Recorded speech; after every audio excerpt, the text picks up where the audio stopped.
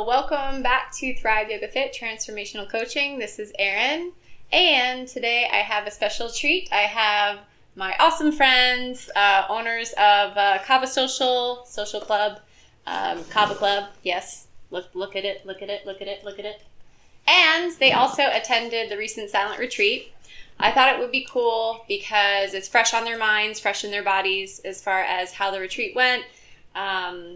Like what impact it had. And so, yeah. Hi. Hi. Hello. So this is Sara and this is Bodhi. So I appreciate that you guys went to the silent retreat. And I guess I wanted to ask from your perspective, because you're both unique. And Sara's a yogi and Bodhi is... I'm in love with the yogi. So we have some different perspectives. We also have a masculine and feminine perspective. So, And I'm brand new. I'm really brand new. I've been around it because of Sara for like 4 years. But sad to say, I've only been to a couple classes, and they were the kind that you sleep in. Yes. Which I really did enjoy. Derek was one of them. He did one of those. That was great. He definitely has great sleepy time voice. And Bodhi, you had a pretty amazing experience where you tapped into some DMT type stuff inside of... Yeah, allegedly. Yeah. No, totally did. Totally tapped into that. And that was incredible. Awesome. Cool. So I guess a good place to start is, what did you expect from the retreat and how was it different than you expected? Ooh, I go first. Yeah. Right there. You. Yeah, me. I got an answer. I was really pumped because I thought this is going to be so easy breezy because I'm always questing for quiet. So I thought this is going to be great. Exactly what I need. I also thought Sarah's going to get everything she wants this weekend. I'm going to be quiet all weekend. It's going to be awful. But before the lunch break on the first day, I realized this is extremely challenging. And then I felt disappointed in myself for expecting to be different than feeling antsy. And I'm glad that I didn't grab Bodhi and say, let's get out of here, because it crossed my mind. And I thought, that's not me. Mm-hmm. Like, I'm uncomfortable, so I have to finish doing this, because that doesn't make any sense, right? My expectation and what I was actually experiencing were not jiving. Right. I stayed. Yes. And it was wonderful. Yes. And then I found some insight during my meditation, which was part of my identity, who I think I am, is a reserved adult, right? Because I was not a quiet kid. I was very precocious, always getting in trouble, talked a lot, very disruptive. So in my mind, I thought, well, I changed into the swan that is a little bit more composed. You're kind of still a swan. Thank you. Let's be real. But I learned I'm not quite the composed adult that I thought that I was with respect to being talkative. So the more I meditated, the more I realized that I do interrupt. I talk over people. I talk too much. I'm an intruder. And I overshare. So first of all, I appreciate that vulnerability because, it's never fun to be like, yeah, I thought I was one way and then I'm totally not. So I appreciate that honesty and that vulnerability, but also your perspective because you are a practicing yogi. You went through my 300, which is awesome. And you came in obviously with your 200 beforehand. And how long have you been practicing yoga? I'm not sure. Off and on since my gallbladder surgery, which would have been 2001 or 2002 because it was part of my rehab. Okay. I had some issues with adhesions and stuff in my abdominals. Okay. So a long ass time. Yeah. So this is from a person who has been practicing yoga for a long time. And what's interesting is for me too, a couple of years ago when I took my first silent retreat, I thought I knew what meditating was. And then I sat in silence and I realized that it is deep spiritual surgery. And what I had been doing is just trying to focus my mind. So there's different aspects and levels of focusing your mind, withdrawing your senses, and then going into meditation, and then reaching that space of you can call it God space or remembering who we are, touching divinity, where, and we'll get to Bodhi in a moment, I just remember you saying all the pain went away because I had that experience when I had, and we call it an awakening. So that's what it was. But Sara, even for someone who does regular yoga practices and, lives the lifestyle, sitting in silence is still so valuable and can be so profound because you can hear and see yourself with more clarity without all like the filters, like the million Instagram, Snapchat filters, right? So yeah, and another thing too is like you're humble enough to be like, yeah, it wasn't that flattering, So that's part of, you have to take the good and the bad and the ugly on the path. So very insightful. Yes. Thank you for putting that together. Anytime. Well, actually, do it again. Yeah, exactly. I was like, anytime in November. Not anytime. Not like, yeah, exactly. You can't just show up. What are you doing this weekend? Yeah. All right. Drop everything. So Bodhi, share your experience as far as like what you expected. I'm not sure. I think it will be interesting for my listeners to hear like from your perspective as a person who is like in a relationship with a yogi, but not necessarily a yoga person yourself, though you have affinity for it. And then like how things were a little bit different than your expectations. Yeah, things were a lot different than my expectations. I guess I expected, because my only real entry into yoga was the which one, the ones with the music, like sound bath we did once. We did another one where you were laying in the aerial yoga, but we weren't doing anything but listening to the gongs and the music and being in a hammock. Yeah, and then Derek did a course with him that one night, and all of that was like, a little bit of yoga, but most of it was just relaxing. And so, silent retreat, I pictured that's what we would be doing. Just sitting in silence, laying in silence, in a nice, comfy hammock of some sort. I don't know. He was very upset that when he learned that we have to sit, or he wasn't upset, but he was like, oh shit. I had a moment I was really scared when I was sitting there. And I'm looking around, and at first I'm like, why are all these yoga mats out? Like, what? That doesn't make any sense. We're going to be... Okay, we're laying on the yoga mats, fine. Then I'm like, what are all these pillows for? Why are all these other things out? And then you started talking, and I realized, oh my God, we have to sit up. And so I instantaneously got super, super filled with anxiety. I'm like, man, I thought I was going to have a hard enough time just sitting there all weekend, let alone sitting up all weekend. And so I was not looking forward to it, but I said I would do it, so... I was going to stick with it. Yes. And so I did. But the experience I had was definitely profound and life-changing. And I'm incredibly grateful that, you're like, let's go do this. And I'm incredibly grateful that you were hosting this, because it gave me an insight to yoga and to meditation and stuff that I didn't think that I could just get into. I figured it would take a long time to get to that space where now I'm like, oh, that was amazing. I need to go back. Like, I meditated that last night when we went home. Damn. Before bed. Okay. Yes. That's the kind of inspiration we wanted. And, you have to take that internal journey to, like, feel it and see it for yourself. I mean, I, like, value our friendship, obviously, and you guys trust me just like how I trust you. So, that might be part of the reason coming in. But the fact that you experience it yourself, you go home, and then you do it, like, that takes it to a whole new level. So that experience that you had, I was very fascinated by your explanation of it. Would you mind, for our listeners, just talking about, because to me it sounded like an awakening. You touched something inside of you where like all of the pain of life went away for a little moment, and you stayed in this spacious place of bliss within you. Call it Ananda, Samadhi. So can you talk a little bit about that? Sure. Yeah. Yeah, it was really interesting because I have allegedly done DMT once or twice, maybe, allegedly. So like I had that experience in back in there, not even realizing that I was going to have a similar experience, but different at the same time. So it's really hard to put into words what I experienced. So I will do my best, but I might be like trying to pick and choose them, because it's like Sarah told me before I did DMT, like. I can't explain to you what it's going to be like, because until you've done it, it doesn't matter. My words are going to mean nothing to you when I tell you. So, very much the same here. So the first time we were sitting in the meditation state and we were working on that, it was painful. It was awkward. I've never sat like that, let alone for that long of a time. Yeah, 2 days. So the first session we did, I think it was in the first session, I think it was towards the end, all of a sudden, it was real brief, like super, super brief.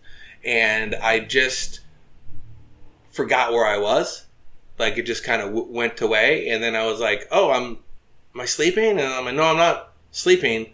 I'm in nothingness. And then I realized right then and there, all the pain was gone. Like, but it was like as soon as I realized it, I was out. Yeah. And I was like, no, why have you forsaken me? I just got there. Like, yeah. So I was like, but that hit me. So I was like, this is amazing. So the second session, I was really trying to really trying to get there. So the second time I did it, I think was on the second day.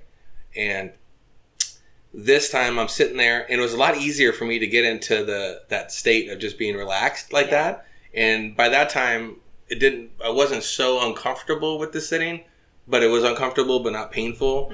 And then all of a sudden it just swept over me.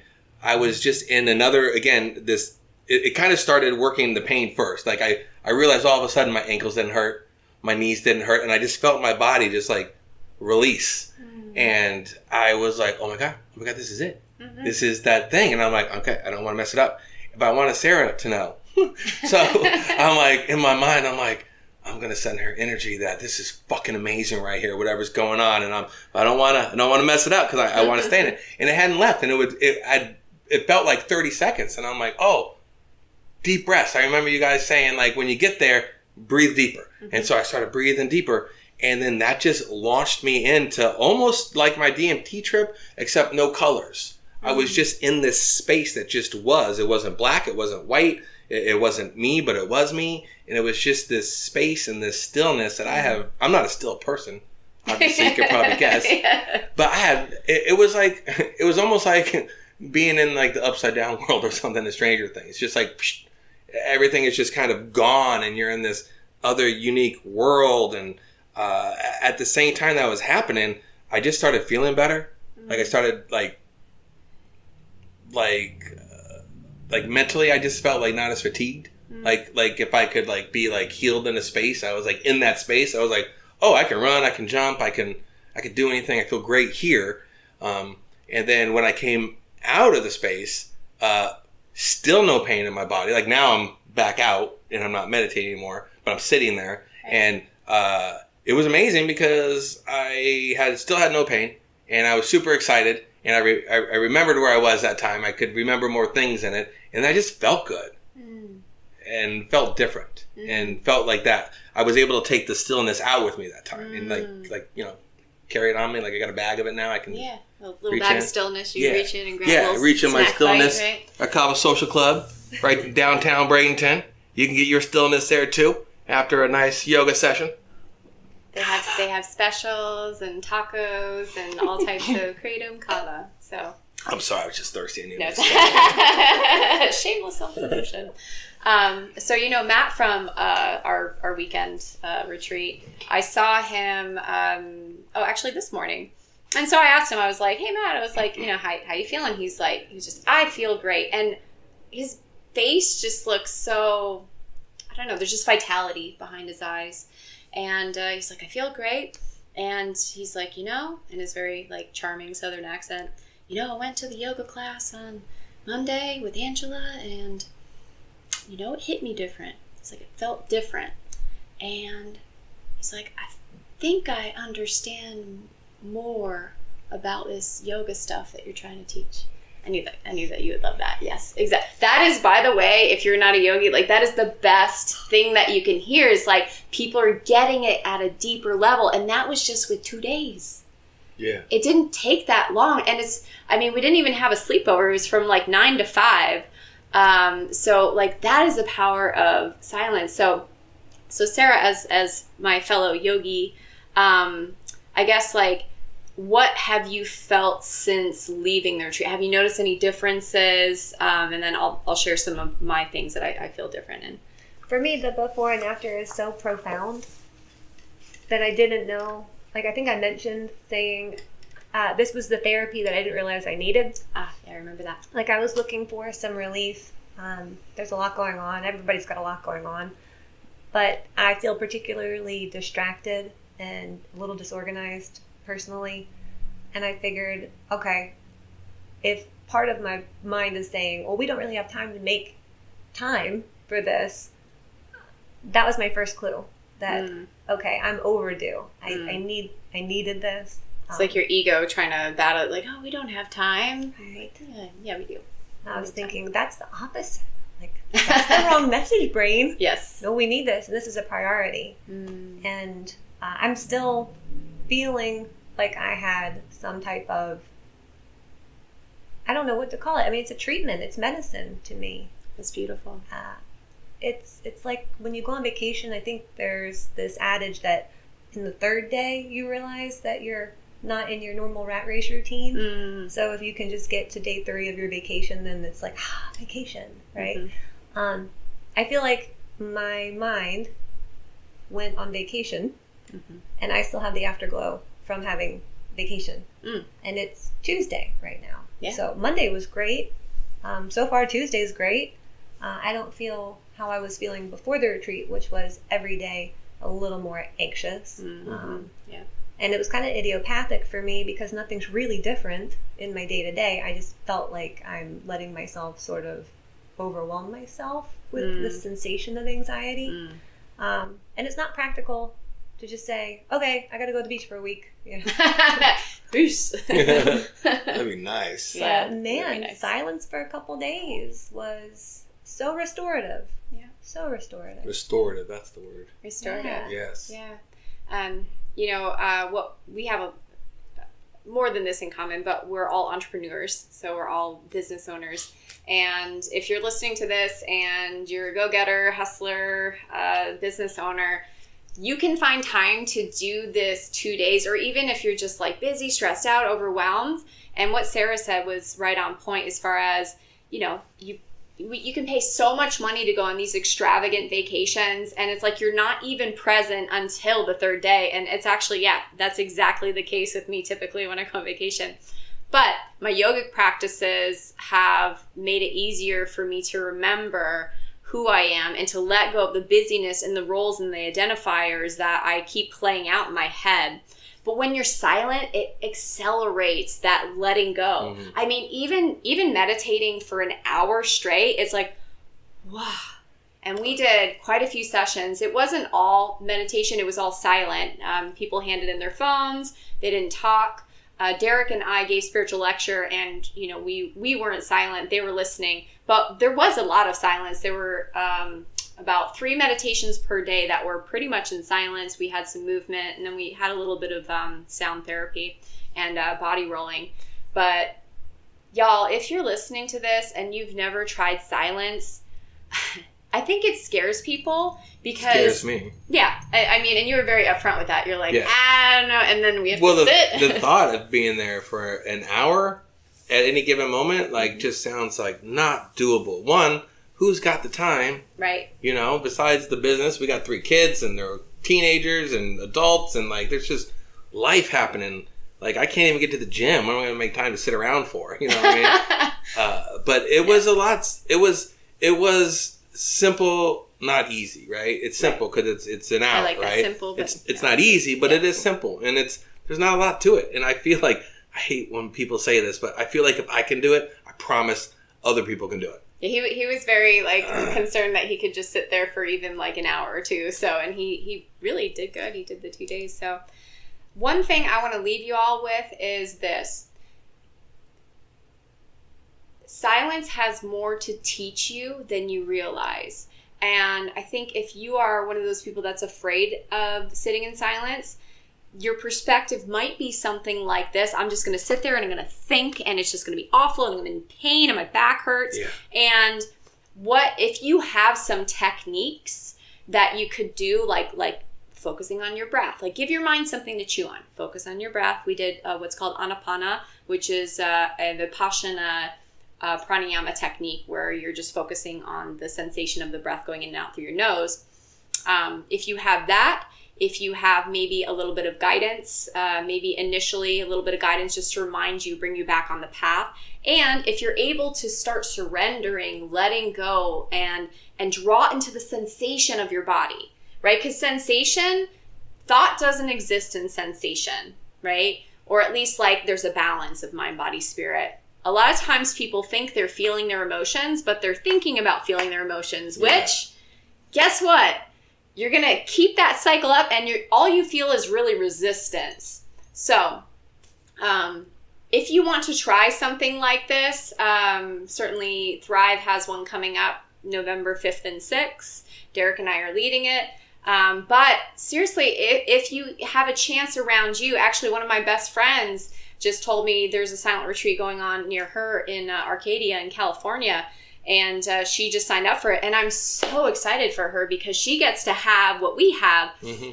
The peace that I could feel in the room when everybody dropped into their heart. Like you could literally feel it. I'm pretty energetically sensitive, but when you're quiet, the subtle energies within your body come alive and you gain these extraordinary perception and more depth in your senses. Yeah. So you can notice those subtle shifts. So get your ass to some silence. Get there as quickly as you can. And just settle in, give it a shot.